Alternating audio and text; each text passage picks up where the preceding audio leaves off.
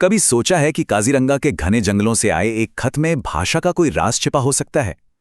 आज हम एक दादाजी की चिट्ठी के जरिए ना प्रकृति और अंग्रेजी के कुछ बहुत ही मजेदार शब्दों के बीच का कनेक्शन समझने वाले हैं। तो ये कहानी है एक दादाजी की जो अपने पोते पोतियों को काजीरंगा की अपनी ट्रिप के बारे में बता रहे हैं।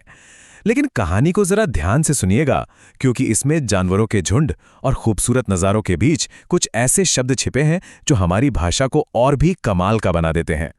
तो हमारी कहानी की शुरुआत होती है असम के काजीरंगा नेशनल पार्क से, जहां ब्रह्मपुत्र नदी के किनारे बसे जंगल से दादाजी ये खत लिख रहे हैं। जरा सोचिए, सुबह सूरज उगने से भी पहले अंधेरे में उठकर जंगल की सैर पर निकलना, और वो भी किसी जीप में नहीं बल्कि एक असली हाथी की पीठ पर बैठकर। दादाजी ने अपनी यात्रा की शुरुआत आप कह सकते हैं कुछ इसी रोमांचक अंदाज में की। दादाजी बताते हैं कि वो जंगल मानो जिंदगी से लबालब भरा हुआ था। जहां तक भी नजर जा रही थी, हिरनों और जंगली भैंसों के झुंड बड़े आराम से शांति से घास चर रहे थे। ऐसा लग रहा था जैसे पूरा का पूरा जंगल एक साथ मिलकर जी रहा हो। अच्छा, अब बात करते हैं उस जानवर की जिसने काजीरंगा को पूरी दुनिया में इतना मशहूर कर दिया है। जी हाँ, बिल्कुल सही, मशहूर एक सींग वाला गैंडा, जिसे इंडियन राइनो भी कहते हैं। यही तो वो शानदार जीव है जिसे देखने के लिए दुनिया भर से लोग काजीरंगा आते हैं। लेकिन इस शानदार जानवर का इतिहास ना इंसानी लालच की एक काफी दुखद कहानी कहता है। एक जमाना था जब ये पाकिस्तान से लेकर असम तक पाए जाते थे, पर इनके सींग के लिए इनका इतना शिकार हुआ कि ये लगभग खत्म ही हो गए थे। लेकिन अच्छी बात यह है कि उम्मीद अभी बाकी है, क्योंकि आज दुनिया के आधे से ज्यादा इंडियन राइनो काजीरंगा में ही सुरक्षित हैं। लौटते हुए दादाजी ने एक ऐसा नजारा देखा जो सच में दिल छू लेने वाला था।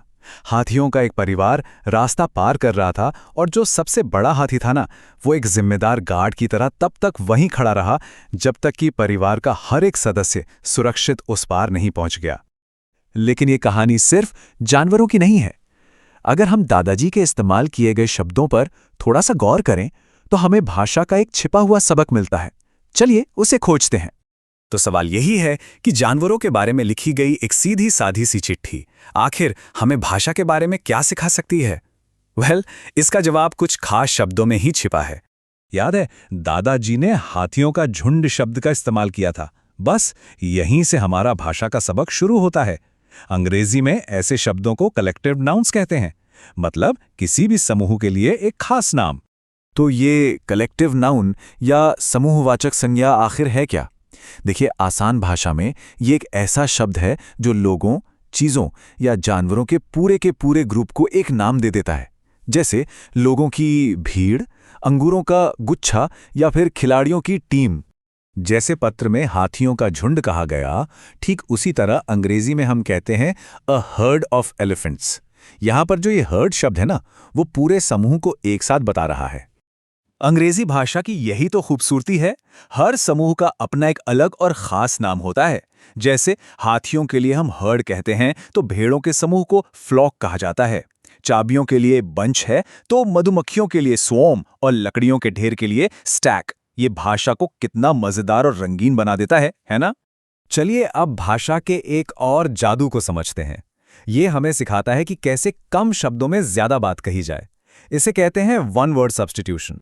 मिसाल के तौर पर हम कह सकते हैं घोड़ा घास खाता है। बिल्कुल सही बात है, लेकिन इसी बात को कहने का एक ज्यादा सटीक और स्टाइलिश तरीका भी है।